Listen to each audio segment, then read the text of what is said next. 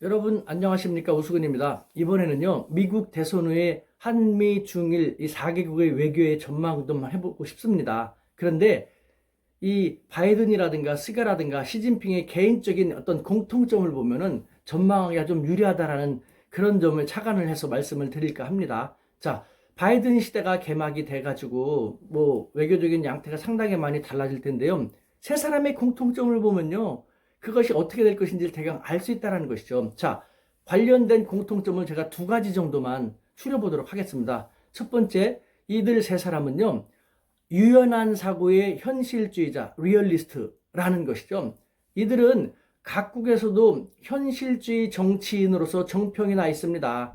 트럼프라든가 아베와 같은 고집불통의 스트롱맨이 아니라 이제는 줄 것은 주고 타협할 것은 타협하는 리얼리스트, 현실주의자의 면모로서 현실주의자들이 각축전을 벌이는 가운데 타협을 하는 그런 시대가 전개될 것이라는 것이죠.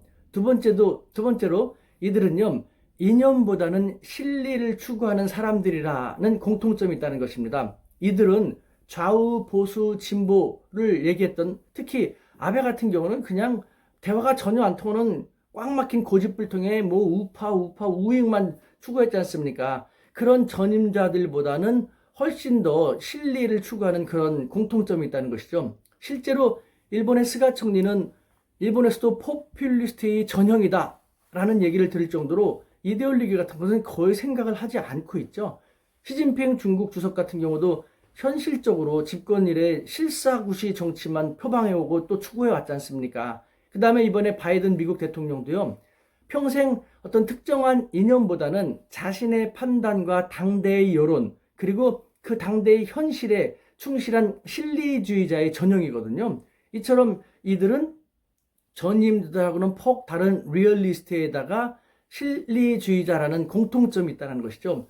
이것을 토대로 그 2020년 11월 현재 상황은 언제든지 바뀌어질 수 있는 것이니까요. 지금 현재 한미 중일 각국의 외교를 전망해 보면 저는 일본이 가장 유리한 상황에 놓여 있다는 생각이 듭니다. 이에 대해서는요. 제가 이 동영상 바로 전에 미국 대선 후의 중국 그리고 일본의 외교 전망에 대해서 각국 뭐 당국이라든가 아니면 각국의 외교 관련 사람들하고 교류하는 가운데 파악한 것을 동영상으로 짧게 올렸으니까 그거를 참고하시면 되고요.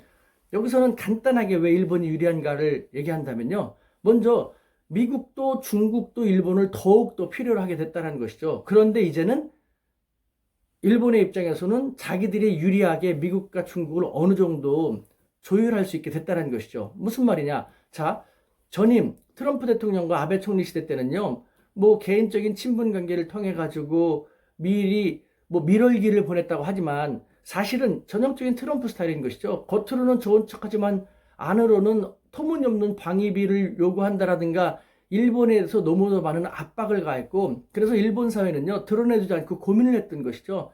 일본이 미국에 대한 민심이 많이 악화되었기 때문에 바이든은 현실적으로 그것을 알고 있고 트럼프처럼 그렇게 조일 수는 없고 좀 완화되게 부드럽게 일본에 다가가야 되는 입장인 것이죠. 현실적인 스가도 이것을 알고 있고 게다가 스가는 지금 일본이 처한 현실은요.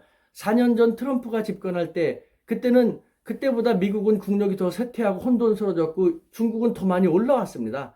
이와 같은 현실을 고려할 때 스가 같은 경우는 이제는 그 미국 일변도의 외교 정책이 아니라 중국도 어느 정도 의식하지 않으면 안 되는 그런 외교 정책을 전개하지 않으면 안 되는 상황에 놓여 있는 것이죠. 그런데 마침 중국이 그 스가에게 적극 다가가고 있습니다. 중국의 입장에서는 한국과의 관계 개선을 먼저 한 다음에 일본과의 관계 개선을 도모하려고 했었습니다만 중국의 입장에서는요.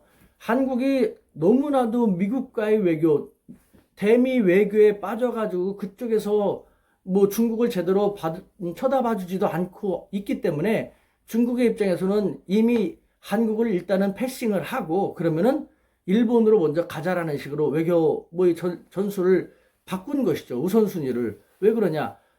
중국의 입장에서는 아베가 집권하는 한 꼴통인 아베하고는 더 이상 대화가 통하지 않는다는 걸 알고 있었습니다. 그와 같은 상황 속에서 아베가 끝나고 현실적이면서 실리를 추구하는 스가가 집권하게 되자 이제는 더 이상 한국은 아직도 계속해서 미국과의 외교 속에서 헤어나지 못하고 있다라는 것, 안타까운 현실을 자기들도 압니다.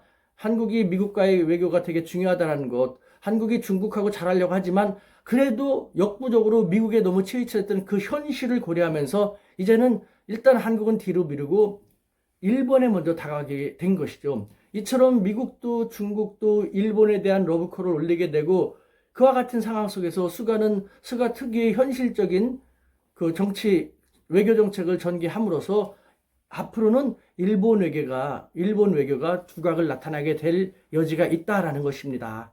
이에 대해서는 아까 말씀드린 것처럼 이전에 올렸던 두 개의 동영상을 보면 더 자세히 알 수 있을 것입니다. 어찌됐건 우리 대한민국 잘 됐으면 좋겠습니다. 파이팅입니다.